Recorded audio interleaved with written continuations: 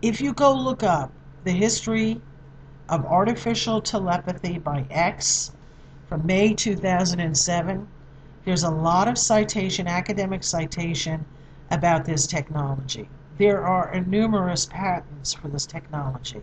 I have in my files somewhere some of that information, all of the patents for this. I know what the patent numbers are. Trying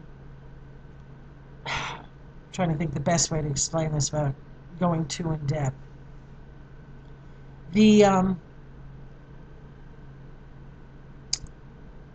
Well, let's see. Okay, so May 2007 is the date of that. History of Artificial Telepathy by X.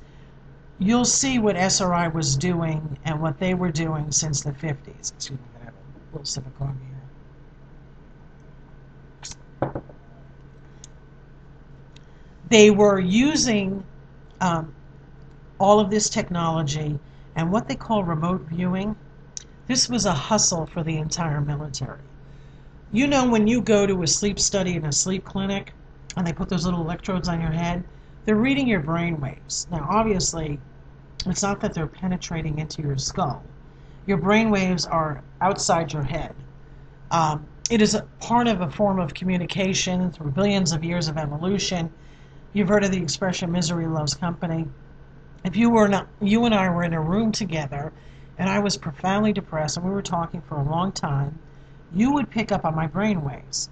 Your brain would pick up on my brain waves, or vice versa. If you were depressed, my brain would pick up on your brain waves. It's part of preservation. It's part of connection, group preservation and bonding, which increases survivability. And your brain waves are out there, and they mix with whoever you're communicating with. If you're having powerful emotions, the person next to you will pick up on this and will empathize with you. Well, they knew this, and they knew if they immersed people in copies of brain waves of people truly suffering, and they intensified it, that your brain would naturally mimic it. So when you talk about this severe depression that you get, this is part and parcel of the technology. Now, this whole remote viewing crap, and that's just what it was. It was just a hustle for the military. They would have guys focus on an image, and they would say, like you're using extrasensory perception, or you're like the great Karnak or whatever. And no, you're not. What they were doing was they were collecting the brain waves of, let's say, a group of 10 guys, and they were correlating it to language. And this is the work of Dr. Frey and Aday, and this is also Lawrence Pinio technology. This is the stuff that was going on in SRI, all this nefarious stuff about mind control. So what they did was they found a way to create a language, a dictionary of brain waves, and correlate them to words. They also found a dictionary, they created a dictionary of visual images. And this is, it's Maimonides or Maimonides' work down by New York City. This was done all over the country about could you send someone signals, brainwave signals of some sort of imagery, and if you were to saturate them in these copies of brainwaves, could they actually, in their head, could they visualize this copy of someone looking at some sort of imagery? And they found out, yes, they could. So when people say the government has a machine that can read your thoughts, kind of. They're reading your brain waves. They're reading your temporal brain waves. So I know there's stuff that can block all of this. You have to, do some research on that. I think like a copper and a stainless steel mesh hat can help with that. There's things called Faraday cage. I'm sure some sort of like oscilloscope that could cancel out some of the signals, block some of the transmission. I noticed on your video number 2, somebody had something there. I haven't been able to really check. I have physical disabilities, and I'm heavily bombarded. I've got at least 3 groups doing this to me, and then, others on top of this. But anyway, there's a basic overview. There's the auditory harassment, and then there's reading your brain waves. And your brain waves aren't in here. They're created in here, but they are out here. And it's part of being a social animal. I'm going to make a little aside here. This is really interesting. You know David Brooks of the New York Times? He supposedly wrote this book, The Social Animal. Well, I went to Mary Jane Books here. It's a progressive bookstore in Albany, right around the corner. And I went looking, down the aisles, and they have some older books. Guess what I see? It's about 20-something years old. It's a book called The Social Animal. But it's not written by David Brooks.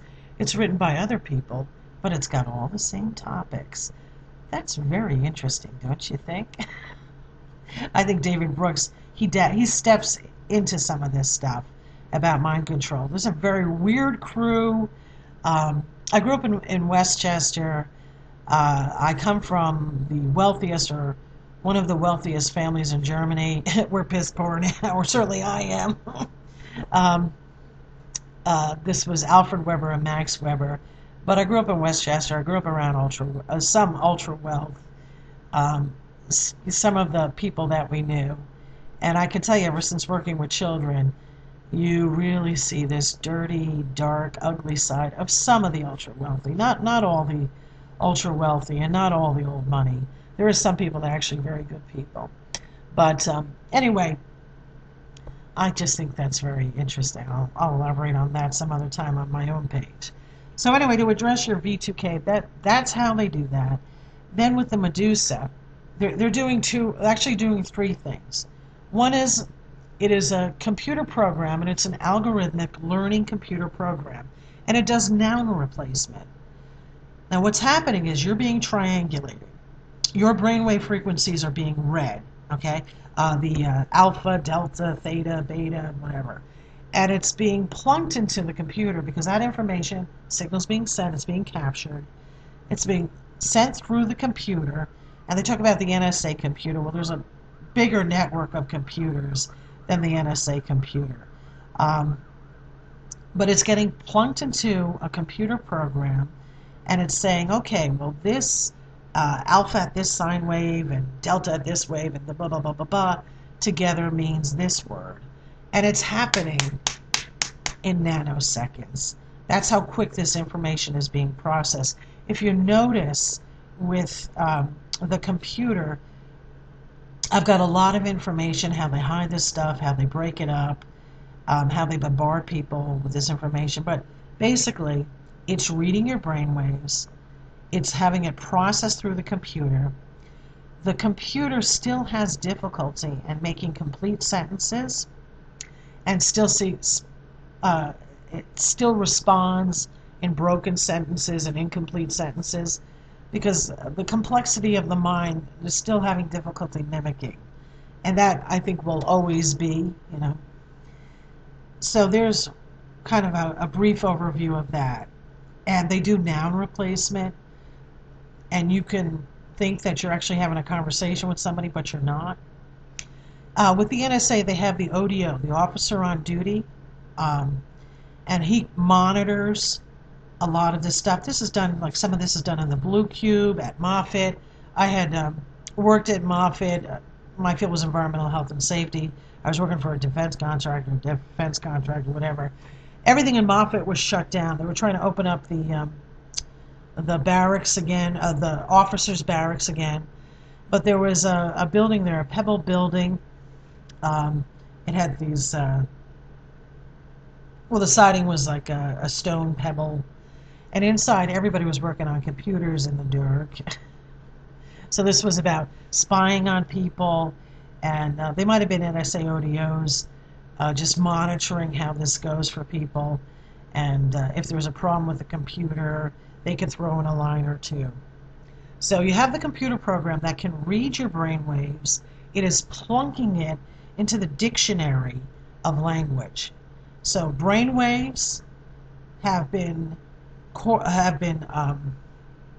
cataloged and The definition of a word now isn't just words. The definition of a word is now brainwaves as well. This is how this computer works. Like I said, it's algorithmic, it's a learning computer, so it keeps progressing, but it still has a lot of problems. That's where the ODO comes in, and then that's where the network of psychopaths come in. And now you have something called BCI. It's called Brain Computerization Interface. And if you want to get into more of this, I would suggest going to Magnus Bill Olson's website, MindTech. There is his colleague, who's also his mother, and these are very competent, knowledgeable people. They've really helped catalog the articles for you. Deborah Dupree from the Examiner is great. Wired Magazine is great. They can walk you through more of this, but it gets a little complicated, and you can get overwhelmed. So you have the algorithmic program, you've got the ODO, and then you've got something called Brain Computerization Interface. Carol here in this building, she's one of these people that are BCI. What they've done to expand the network is psychopaths are part of the network, and they are always triangulated, they're always tracked, and they have an assignment. You said they seem like they were working in shifts. Well, they are. See, the NSA computer isn't at the NSA.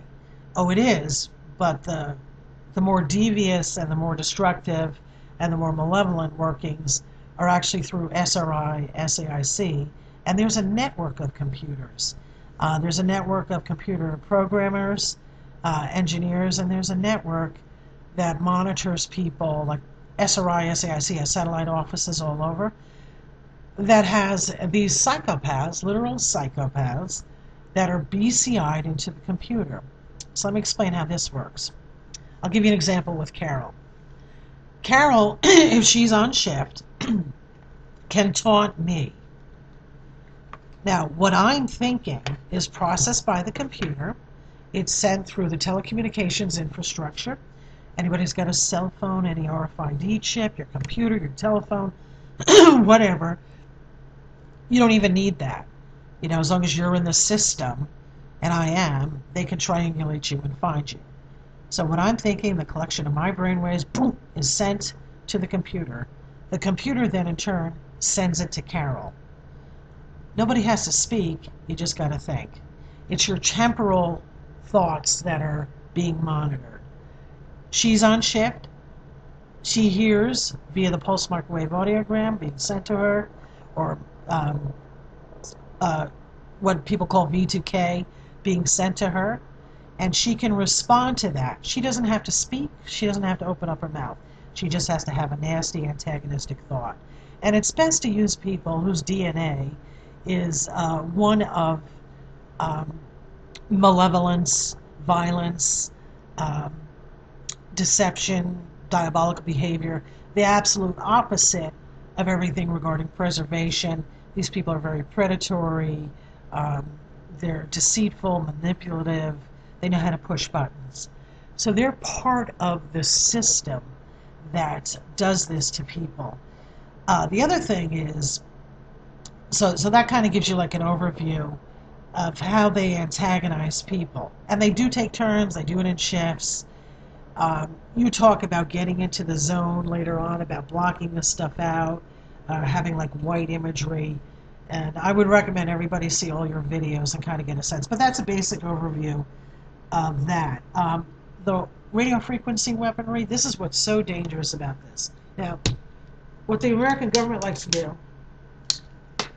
as it is owned and operated by SRI and these criminals, is always say it's the Russians, it's the Chinese. Listen, Russia been there, done that. China been there, done that.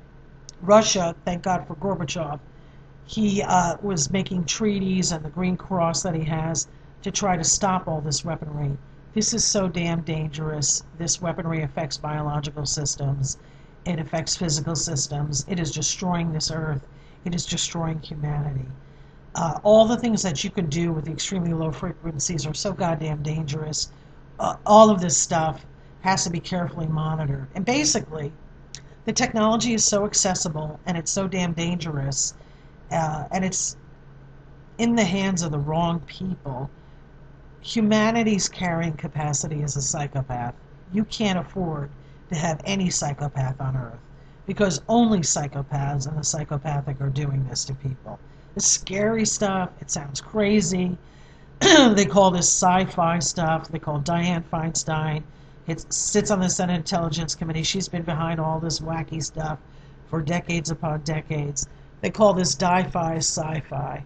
Terrifying stuff, really scary. Major advances in technology. But anyway, what you can do with it, like you're talking about heart attack, yeah, they can cause a heart attack, pulse activating technology. They can cause a stroke. They can cause an aneurysm. That's their calling card.